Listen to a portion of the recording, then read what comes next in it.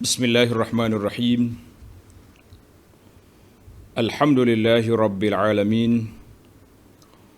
Wassalatu wassalamu ala rasuli rabbil alamin.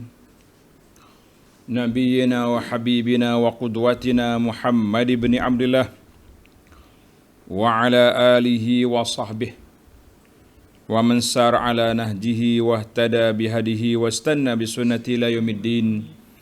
Amma ba'du. Muslimin dan muslimat, para pelajar, para jemaah sekalian, Assalamualaikum warahmatullahi wabarakatuh. Alhamdulillah, pada hari ini 18 November 2021, kita teruskan pengajian kita dalam kitab Al-Wafi. Al-Wafi, syarah kepada Al-Arba'in An-Nawawiyah, syarah kepada hadis 40 susunan Al-Imamun Nawawiyu rahimahullahu ta'ala, dan disyarah oleh hadis 40 tu Imam Nawawi, disyarah oleh Syekh Mustafa Al-Bugha dengan Muhyiddin Mastu. Hadis kita pada kali ini hadis yang ke-39, Al-Hadithut Tasi' wa Thalathun, Raf'ul Haraji fil Islam. Maksudnya, dosa tidak dikira dalam agama Islam. Berdosa tapi tidak diambil salah, tidak dikira dosa. Ataupun raf'ul haraj, dihilangkan kesulitan dalam Islam. Kita ada terjemahan dia, raf'ul haraj makna kita hilangkan kesulitan dalam Islam ini, ataupun menghilangkan dosa daripada orang yang melakukannya dengan 3 perkara, dengan 3 sebab. 3 sebab ni jadi hilang dia punya kedudukan. Baik, hadis ini diriwayat oleh Sayyidina Abdullah bin Abbas radhiyallahu anhuma, anna Rasulullah sallallahu alaihi wasallam qala, Inna Allah tajawaza li an ummati. Inna Allah tajawaza li an ummati al-khata'a wan nisyan wa mastukrihu alaih. Hadithun hasan rawahu Ibnu Majah wal Baihaqi wa ghairuhuma. Maksudnya, daripada Ibnu Abbas radhiyallahu anhuma, sabda Nabi sallallahu alaihi wasallam, sesungguhnya Allah memaafkan untuk umatku, untuk umatku 3 perkara. Yang pertama, al-khata', perkara yang tersalah dia buat, tersilap. Yang kedua, an-nisyan, lupa. Yang ketiga, mastukrihu alai, dan apa yang dipaksa melakukannya. Imam Nawawi kata hadis ini hasan. Itu penilaian Imam An-Nawawi. Al-hadis akhrajahu Ibnu Majah fi Talaq wa Ibnu Hibban fi Sahihihi wal Hakim wa Daruqutni. Kata Ibnu Rajab, dari Ibnu Rajab menilai sanad Daruqutni, wa hadza isnadun sahihun fi zahiril amri. Semua rawi-rawi dia muhtajun bihim fi sahihaini, maknanya diguna oleh Imam Bukhari dan Muslim. Wa qala Ibnu Hajar Al-Haytami dalam syarah kepada Al-Arba'in, hadis ini diriwayat secara marfu', diangkat kepada Nabi sallallahu alaihi wasallam dalam beberapa wajah yang menunjukkan melalui jalur-jalur yang banyak itu, iaitu hadis hasan. Kita kata alhamdulillah. Kita berpindah kepada ahammiyatul hadis, kepentingan hadis ini. Bagi pelajar yang ada kitab, muka surat 616. Qala an-Nawawi rahimahullah, dalam syarah kepada Arba'in, hadis ini mencakupi faedah-faedah dan perkara-perkara yang penting. Jika dikumpulkan akan mencapai satu penulisan yang tidak boleh ditampung oleh kitab ini. Maknanya kitab dia ni pendek, mana kalau kita nak kumpul faedah dia jadi besar. Satu jilid mungkin boleh bahas tentang hadis ini saja. Itu kata Nawawi. Kata Syekh Ibnu Hajar Al-Haytami, Ibnu Hajar juga ada kitab dia syarah kepada hadis 40. Dia kata apa? Tengok Ibnu Hajar ni payah sikit bahasa dia, tuan-tuan perhati molek. Qala Ibnu Hajar, hadis ini mengandungi manfaat yang umum kerana ketiga-tiga perkara itu termasuk dalam bab-bab fiqh. Peranannya amat besar, sesuai diberi julukan sebagai separuh syariat. Kerana amalan insan ini merangkumi perkataan ini, sama ada keluar daripada niat dan ikhtiar secara pilihan, iaitu ianya adalah maksud tujuan bersama, sebutan lafaz. Maknanya kita kata tu memang kita nak kata sungguh, bukan kata dipaksa kata ataupun tersalah atau bermimpi ke, tidak. Secara pilihan ataupun keluar tanpa niat dan ikhtiar, iaitu secara tersilap. Dua, lupa ataupun dipaksa. Maknanya perkataan kita ni kalau keluar secara sengaja, kita sendiri nak kata, itu pilihan. Ataupun keluar tak sengaja, kita nak cakap lain, tiba-tiba keluar perkataan lain. Ada juga kan, tersasul kata orang. Maka dia itu dikira tersalah atau terlupa. Ataupun dipaksa. Orang suruh kita cakap, kita pun cakap yang kita tak nak cakap. Ada juga macam tu. Diketahui daripada hadis ini bahawa ketiga-tiga jenis ini dimaafkan. Mafhum mukhalafah, yakni makna tersirat. Dalam bahasa Arab kata mafhum mukhalafah. Daripada hadis ini ialah amalan yang keluar bukan daripada kesilapan, terlupa atau dipaksa, akan dihukum. Maka ia separuh daripada syariat jika diiktibarkan kepada mantuknya, maknanya makna yang tersurat, mantuk, dan dianggap sebagai seluruh syariat jika dilihat daripada erti yang dikandungnya, mafhumnya, atau dilihat daripada mantuk dan mafhumnya. Mantuk adalah yang dipahami daripada lafaz dan sirahnya, sedangkan mafhumnya adalah yang dipahami daripada erti yang ditunjukkan daripada isi kandungannya. Itu kata siapa? Ibnu Hajar. Tuan kata ayat dia payah sikit. Maknanya mantuk, maknanya Nabi kata sallallahu alaihi wasallam, Allah Taala tidak ambil kira tiga kesalahan tadi. Tersalah, terlupa, dipaksa. Mantuk, mafhumnya maknanya kalau siapa dia buat dengan sengaja, tidak paksa, tersalahlah dia, bersalah dia. Itu dia panggil mafhum, mantuk. Dia panggil mafhum mukhalafah. Dia punya istilah-istilah usul fiqh diguna pakai. Baik para pelajar sekalian, kita tengok huraian lafaz hadis. Innallaha tajawaza, mana memaafkan, melepaskan, bermakna diangkat atau ditinggalkan daripada orang itu, tidak diambil kesalahan dari sudut dosa. Kesalahan perbuatan itu salah, tapi dari sudut dosa, tajawaz, dilepaskan. Li, keranaku, mana membesarkanku, mengiktirafi kekuatanku, dan husul mardi, keredaan Nabi SAW. Maknanya Allah Ta'ala angkat ni kerana Nabi sebagai Rasul rahmatan lil alamin. Sebab apa? Tuan-tuan tengok nanti perbezaan di antara kita dengan orang dulu. Orang sebelum ummatan marhumah, yang Nabi dia bersifat dengan rahmatan alamin, orang dulu berat dia punya syariat. Syariat dia berat. Ummati ay ummat al-ijabah. Dia umat Nabi ni semua. Yang kafir, yang tak kafir, dia panggil umat Nabi. Itu dia panggil ummatud da'wah.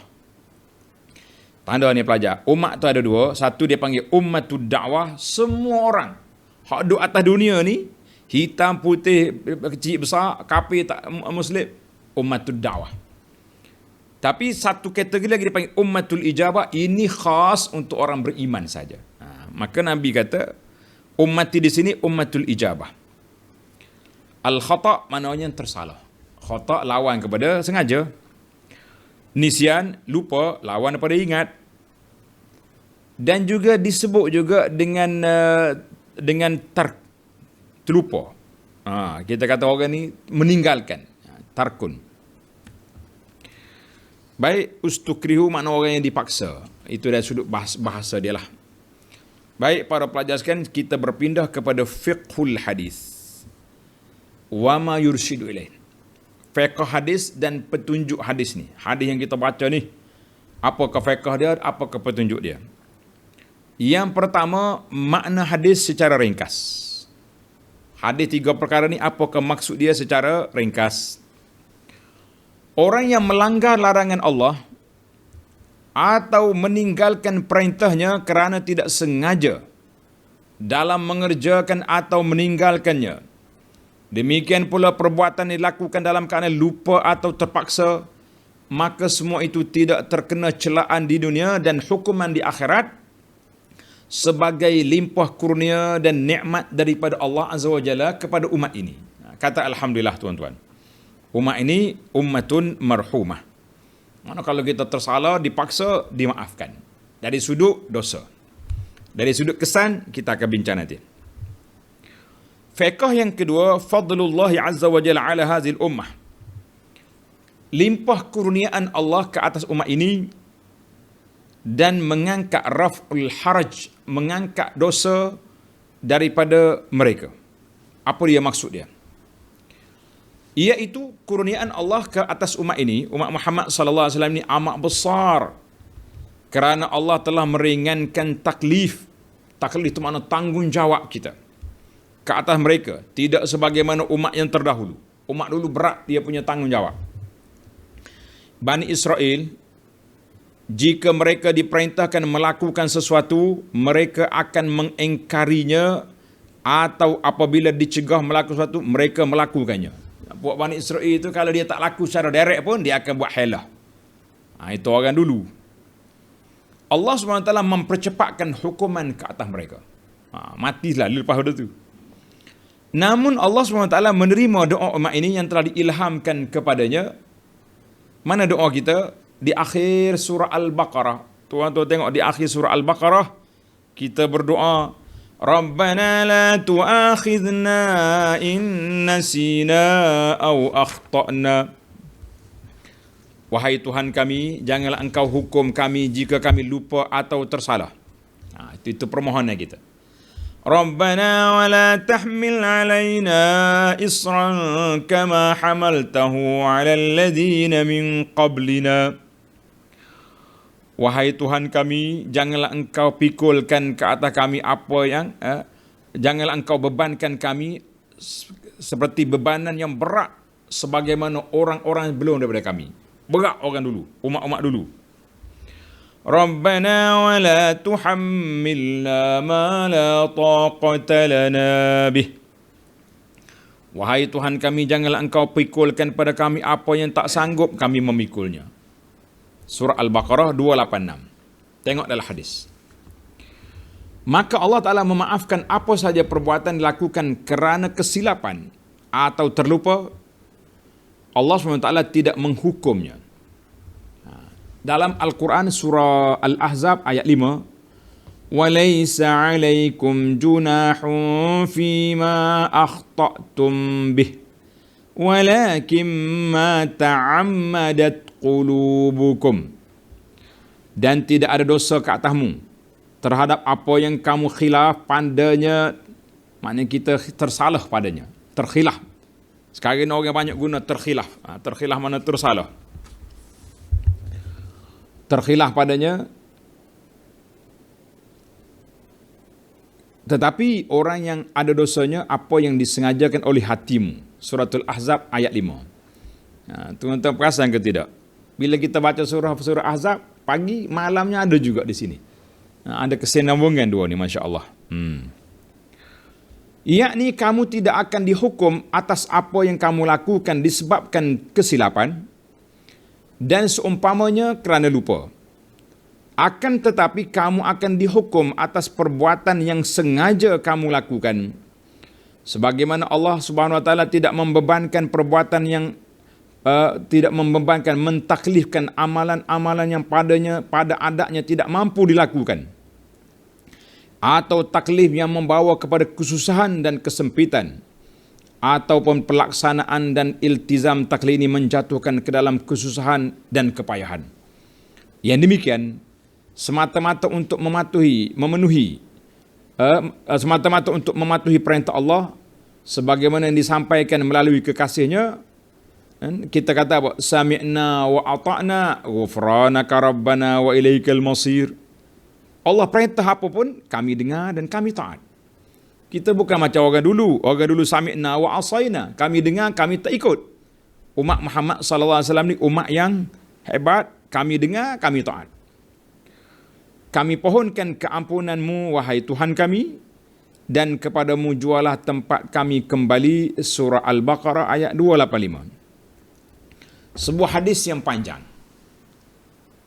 telah dikeluarkan oleh Imam Muslim daripada Abu Hurairah radhiyallahu anhu, katanya, tak kala diturunkan kepada Rasulullah sallallahu alaihi wasallam, lillahi ma fis samawati wa ma fil ard wa in tubdu ma fi anfusikum aw tukhfuhu yuhasibkum bihi Allah fayaghfiru liman yasha'u wa yu'adzibu man yasha' wallahu ala kulli syai'in qadir.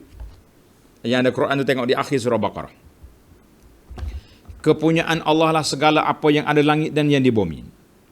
Dan jika kamu melahirkan, menzahirkan, melahir itu makna menzahirkan. Dan jika kamu menzahirkan apa yang adalah hatimu atau kamu menyembunyikannya, nescaya Allah akan membuat perhitungan denganmu tentang perbuatan itu. Maka Allah mengampuni siapa yang dikehendakinya dan menyeksa siapa saja yang dikehendakinya, dan Allah Maha berkuasa atas segala sesuatu. Ini ayat 284 surah Al-Baqarah. Jadi bila turun ayat Quran ini, Allah kata apa? Yang kamu zahir, yang kamu sembunyi, yuhasibkum. Allah Ta'ala akan ambil kira belaka. Apa jadi tuan-tuan? Bila turun ayat ini, ayat itu telah merunsingkan para sahabat. Sahabat bimbang. Berasa habis kita. Lalu mereka datang menemui Rasulullah sallallahu alaihi wasallam dan berkata, telah dibebankan kepada kami apa yang kami tidak mampu melakukannya daripada solat, puasa, jihad dan sedekah. Telah diturunkan ayat ini kepadamu, wahai Rasulullah, sedang kami tidak mampu melaksanakannya. Rasulullah pun bersabda. Nabi kita bertanya sahabat-sahabat. Sahabat, aturidun an taqulu kama qala ahlul kitabaini min qablikum sami'na wa asayna bal qulu sami'na wa ata'na ghufranaka rabbana wa ilaikal masir. Nabi tanya, adakah kamu mahu mengucapkan sebagaimana ucapan oleh pengikut dunia, pengikut dua kitab yang terdahulu, iaitu Yahudi dengan Nasara. Mereka kata kami dengar, kami engkar. Itu perangai orang dulu. Nabi kata, bahkan katakanlah sami'na wa ata'na. Kami mendengar dan kami taat. Ghufranaka, keampunan ya Allah kami harapkan. Tuhan kami kepadamu tempat kembali. Apabila mereka mula membacanya dan lidah mereka sentiasa membacanya, maka Allah Ta'ala turun ayat ini. Amana Rasul bima unzila ilaihi min rabbih wal mu'minuna kullun amana billahi wa malaikatihi wa kutubihi wa rusulih la nufarriqu baina ahadin min rusulih wa qalu sami'na wa ata'na ghufranaka rabbana wa ilaikal masir. Mana Allah Ta'ala jawab apa permohonan mereka. Rasul telah beriman kepada Allah yang diturunkan kepadanya daripada Tuhannya. Demikian pula orang-orang yang beriman, semuanya beriman kepada Allah, malaikat-malaikatnya, kitab-kitabnya dan rasul-rasulnya. Mereka mengatakan, kami tidak membezakan antara seorang pun dengan yang lain, seorang nabi dengan rasul. Semua kita percaya berlaku daripada rasul-rasulnya. Dan mereka mengatakan, kami dengar dan kami taat.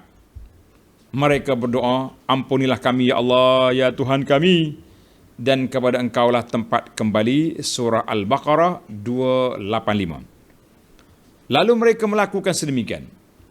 Allah pun menasahkannya, kemudian menurunkan ayat ini. Jadi ayat yang awal tadi, yuhasibukum billah, yang zahir yang batin, Allah Ta'ala turun ayat Quran ni. La yukallifullahu nafsan illa wus'aha. Laha ma kasabat wa 'alayha maktasabat. Rabbana la tu'akhidna in nasina aw akhtana.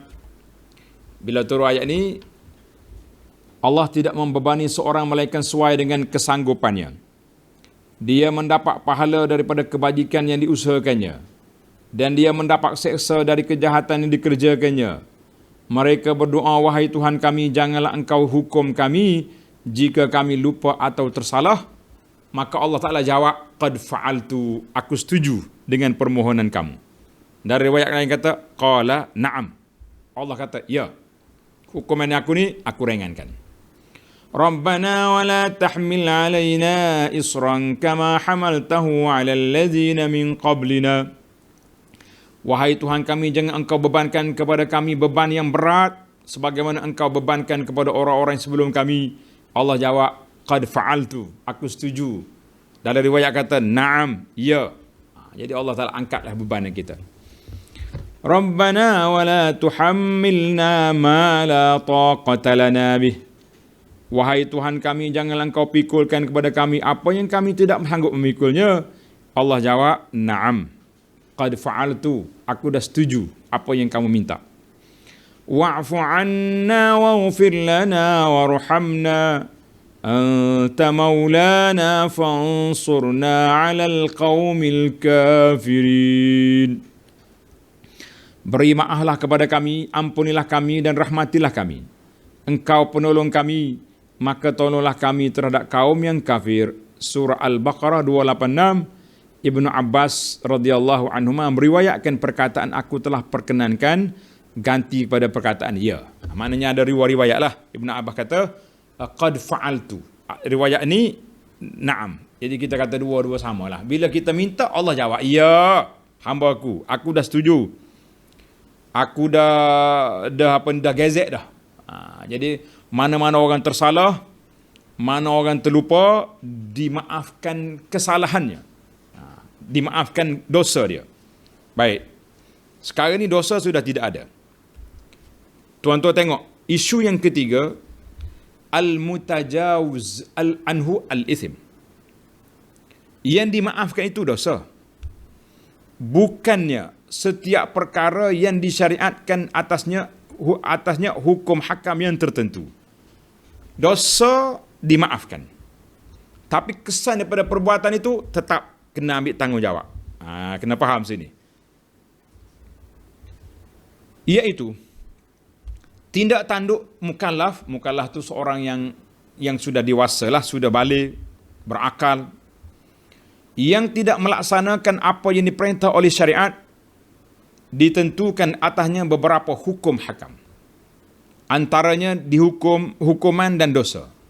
Mana kita ni kalau kita buat benda tak baik, dua ada perkara, dosa dan juga hukuman. Melakukan apa yang tertinggal atau menanggung jamin apa yang dirosakkan dan seumpamanya. Maknanya kalau kita rusakkan benda sebab tersalah, tak berdosa. Tapi kena ganti tak? Kena ganti. Oh, saya tersalah. Tersalah pun tak berdosa, tapi barang orang rusak tu kena ganti. Itu maksud dia. Bukan bermakna dimaafkan dosa, tanggungjawab dunia pun lepas juga. La. Sebab tu berbeza. Orang bunuh orang, tersalah, dia tak berdosa, tapi dia ada diat. Kena bayar diat. Ada kafarah. Jadi itu dia panggil kaedah yang kita ada. Tak ada dosa, tak semestinya tak. Kita akan tunjuk contoh nanti. Kejap. Baik para pelajar sekalian. Maknanya itu maksud dia. Kalau orang ni buat salah, dia kena jamin. Dhaman, maknanya kena ganti rugi, kena ada. Sementara lafaz hadis ni umum dalam menggugurkan semua hukum yang diakibatkan oleh perbuatan mukallaf. Kalau tengok dalam hadis ni macam tak ada langsung tanggungjawab.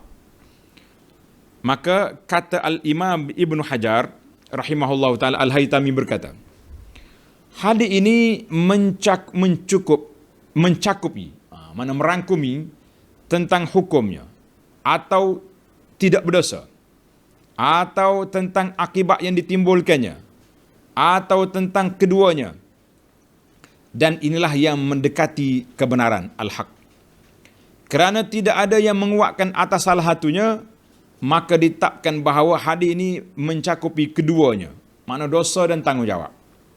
Sedangkan pengkhususan memerlukan adanya hadis, dalil. Mana kalau kita nak kata ini khusus, mana dalilnya? Tak ada dalil, maka dia jadi umum. Itu kaedah perbahasan ulama usul. Kata Syekh Al-Qari rahimahullahu ta'ala, baik, wujud dalil syariat bahawa yang dimaksudkan ialah mengangkat dosa dan hukuman, bukannya mengangkat setiap apa yang ditentukan oleh syariat ke atas sesuatu perkara itu. Misalnya mengangkat penanggungan harga sesuatu barangan yang dirosakkan, iaitu dengan menggantikan dengan harga apabila dituntut oleh si pemiliknya. Hukum ini tidak diangkat apabila sabit bukti-buktinya dan cukup syarat-syaratnya. Orang ni bawa kereta langgar kereta orang lain. Dia tak berdosa sebab dia tersalah, tapi dia kena ganti. Itu dia panggil mana tanggungjawab tu kena ada juga. Jangan buat alasan saya tersalah.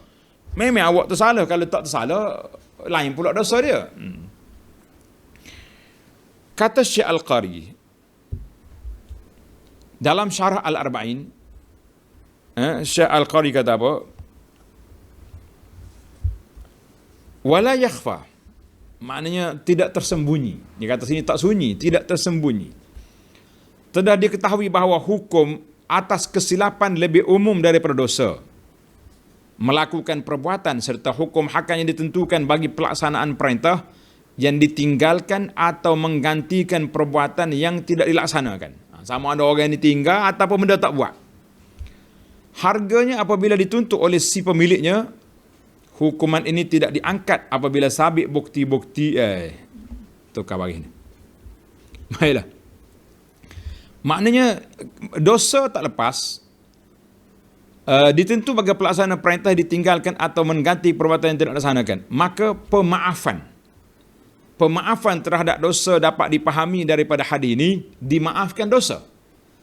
Tapi tanggungjawab kerusakan kena ganti. Sebagaimana melaksanakan atau menggantikan apa yang luput boleh didapati daripada firman Allah Ta'ala ini. Tengok ayat Quran surah An-Nisa ayat 92. Allah kata apa? Wa man qatala mu'minan khata'an fatahriru raqabatin mu'minatin wadiyatun musallamatun ila ahlihi. Sesiapa membunuh orang mukmin kerana tersalah, dia bunuh kata khata'an, tersalah, hendaklah dia memerdekakan seorang hamba sahaya yang beriman serta membayar diat yang diserahkan kepada keluarga yang terbunuh itu. Maknanya dosa tak ada, tapi kena bayar diat. Kena kafarah, merdeka seorang hamba. Begitulah hikmah yang telah ditetapkan oleh Allah. Setiap individu daripada kalangan umat ini apabila tidak menyengajakan kemaksiatan, makna tidak buat maksiat dengan sengaja, tersalah, ia tidak dihukum kecuali apabila sengaja melakukan maksiat dan hatinya bermaksud dan berniat untuk melanggari syariat dan meninggalkan kepatuhan terhadapnya yang terhasil daripada keghairahan dan ketaghutan. Itu dia kira kena ada juga. Kata Syekh Ibn Hajar rahimahullah, sesungguhnya kemaafan terhadap yang demikian itu, yakni daripada dosa kesilapan, terlupa atau dipaksa, adalah yang terhasil daripada hikmah. Dalam masa yang sama pula, jika Allah SWT menghukum, maka hukumnya adil. Kerana faedah dan maksud taklif ialah untuk membezakan antara orang yang taat dan orang yang engkar. Allah Ta'ala buat hukum halal haram ni, Tuhan nak tengok hak mana dengar kata, yang mana kerah kepala. Setiap ketaatan dan kemaksiatan memerlukan kesengajaan, maksud demi menggantikannya dengan pahala dan hukuman. Kalau kita buat benda baik dengan niat yang baik, boleh pahala. Orang yang buat benda tak baik dengan niat tak baik, boleh dosa. Tapi kalau dia buat tanpa sengaja, buat kerana terlupa, dipaksa, dia tak berdosa. Itu kaedah dia.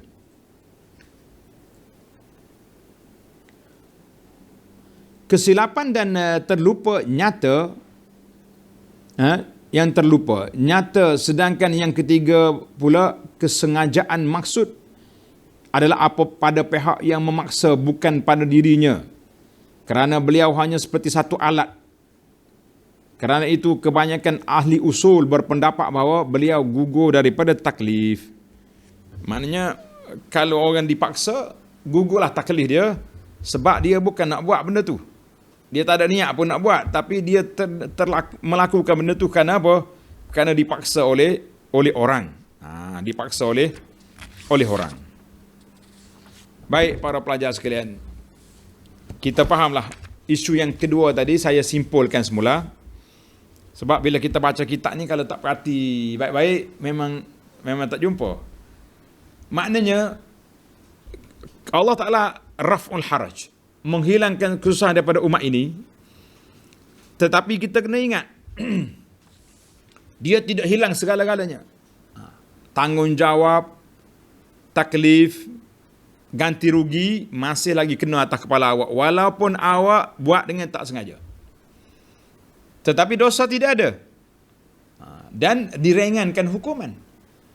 Orang yang bunuh orang dengan sengaja, dia kena balas bunuh. Qisas. Orang yang bunuh orang tanpa sengaja, tersalah.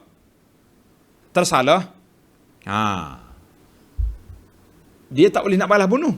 Walaupun keluarga dia tuntut balas. Sebab dia bukan sengaja. Tapi dia kena bayar diat.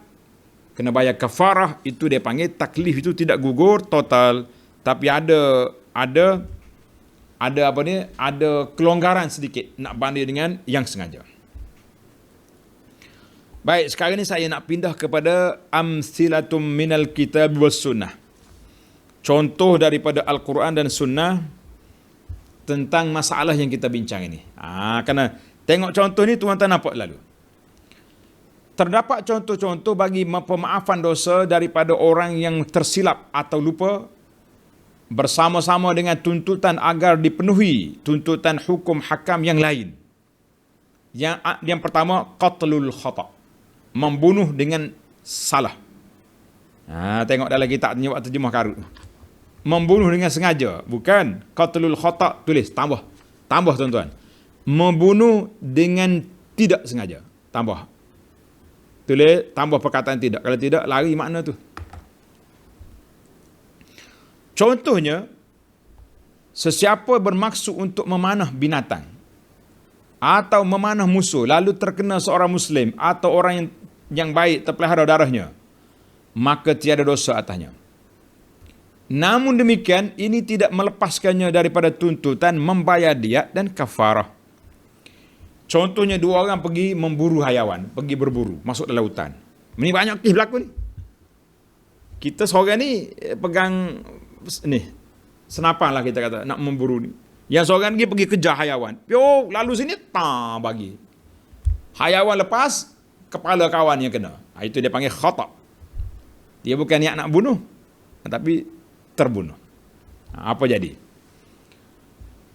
Maka walaupun tidak berdosa, namun demikian, ini tidak melepaskannya daripada tuntutan membayar diat dan kafarah. Mana dalil? Dalil dia panjang tuan-tuan. Dalil dia tengok dalam surah An-Nisa ayat 92. Wa ma kana lil mu'minin an yaqtula mu'minan illa khata'a. Janganlah seorang mukmin itu bunuh orang mukmin yang lain melainkan dengan tersalah. Wa man qatala mu'minan khata'an fatahriru raqabatin mu'minatin wa diyatun musallamatun ila ahli illa an yasaddaqu. Siapa dia bunuh orang dengan tersalah, maka dia kena merdeka seorang hamba. Ini berat kita ni. Dan diat 100 ekor unta dibayar kepada keluarga si mati. Cuma dosa tidak ada sebab dia tersalah. Tapi tanggungjawab ganti rugi masih lagi berlaku. Baik. Tuan-tuan habiskan baca ayat tu. Hanan ambil. Dia panggil mahallus syahid. Ayat ini menceritakan kepada kita orang yang tersalah pun masih lagi kena apa? Masih lagi kena bayar. Dia kata free. No free. Tak ada free. Kamu dah matikan orang.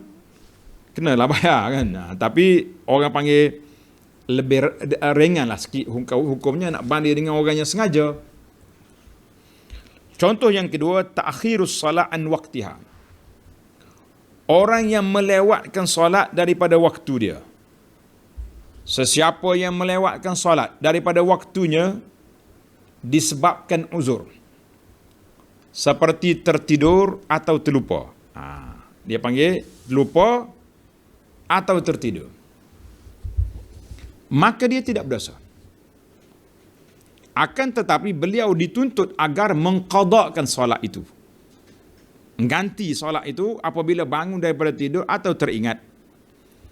Orang ni tidur, dia dah letak dah jam loceng pun ada, dia punya cukup dah alatnya, alat nak bangun solat tu, tiba-tiba tak bangun juga, maka tak berdosa lah dia, sebab dia dah usahakan. Tetapi dia kena ganti solat tu. Telah diriwayat oleh Imam Bukhari dan Muslim daripada hadis Anas, daripada sabda Nabi sallallahu alaihi wasallam, man nasiya salatan falyusalli idza zakaraha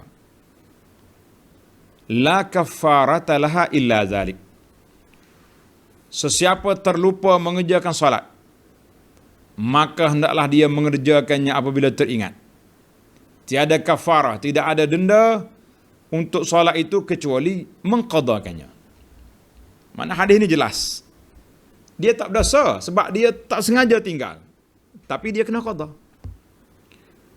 Dalam Al-Quran Tuhan kata, wa aqimis salata li dzikri. Dirikan salat untuk mengingatiku. Surah Taha ayat 14. Dalam hadis Muslim, Nabi bersabda, man nasiya salatan aw nama anha. Siapa dia terlupa salat atau dia tertidur.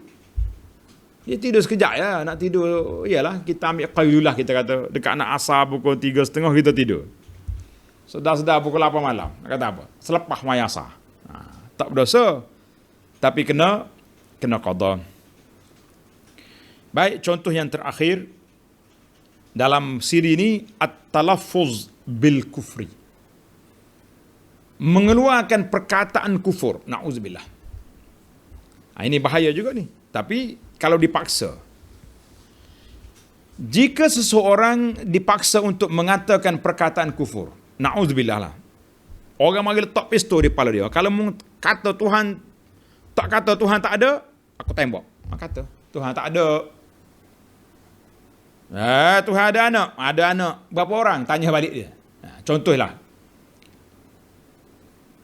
Maka hendaklah dia mengatakannya dengan kata kiasan atau dengan perkataan yang secara tersirat mengandungi erti kekufuran tu. Kata dengan mulut dia, tidak dengan perkataan yang jelas menunjukkan erti kafir. Kecuali bagi orang yang dipaksa untuk mengatakannya secara terang-terangan. Memang pistol di kepala. Tak kata, pecah kepala. Kata. Maka diperbolehkan baginya untuk mengatakannya dengan lidah tanpa disertai dengan keyakinan dalam jiwa. Hati jangan. Biar lidah yang kata, Tuhan tak ada, Tuhan lemah. Lidah kata, tapi hati lah. Hati mantap, tetap beriman. Jitu dia punya keyakinan. Dan hatinya tetap tenteram dengan keimanan, berlapang dada dengan keyakinan dan ilmu pengetahuan dia tentang Allah. Firman Allah Ta'ala, man kafara billahi min ba'di imanihi illa man ukriha wa qalbuhu mutmainnun bil iman. ولكن من شرح بالكفر صدرا فعليهم غضب من الله ولهم عذاب عظيم. Sesiapa yang kafir kepada Allah sesudah dia beriman, dia mendapat kemurkaan Allah kecuali orang yang dipaksa kafir. Orang yang ukriha, dipaksa kafir padahal hatinya tetap tenang dalam beriman, maka dia tidak berdosa. Akan tetapi orang yang melapangkan dadanya untuk kekafiran, maka kemurkaan Allah menimpanya dan baginya azab yang besar. Surah An-Nahli ayat 106. Jika orang yang dipaksa itu bersabar dengan Itu kalau orang tak mampu nak sabar. Tekanan terlalu dahsyat. Kata, jika orang yang dipaksa itu bersabar dan tidak mengucapkan kalimah kufur itu dan menanggung segala kesakitan dan azab, serta mengharapkan ganjaran daripada Allah, maka lebih utama dan lebih mulia. Hatta jika beliau terbunuh, maka dikira mati syahid. Manakala kita berani, itu lagi hebat. Sebab tu kita tengok sahabat-sahabat ni berbeza. Ammar, Yasir, bertegas. Ada orang lain yang jika orang yang dipaksa itu bersabar, baik. Telah diriwayat daripada Nabi, hadis la tusyriku billah wa in qut'tum wa hurriktum. Janganlah kamu mempersekutukan Allah dengan suatu walaupun kamu dipotong-potong. Hadis ini dalam At-Targhib mengatakan dhaif sanad dia.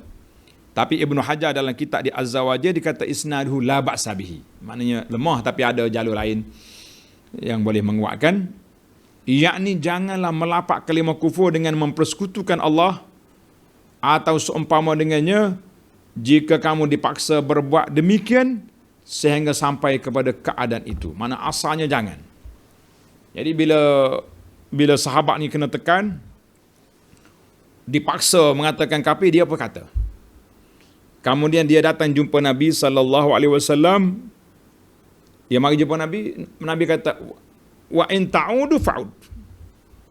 Kalau dia paksa lagi, menjawab macam tadi jugalah. Jawab, tak ada Tuhan. Tapi jangan suka-suka nak pergi jawab. Makna kalau dipaksa. Kalau dipaksa. Tapi kalau kita tak ada paksa, kita sendiri terhegeh-hegeh nak pergi jawab, jangan.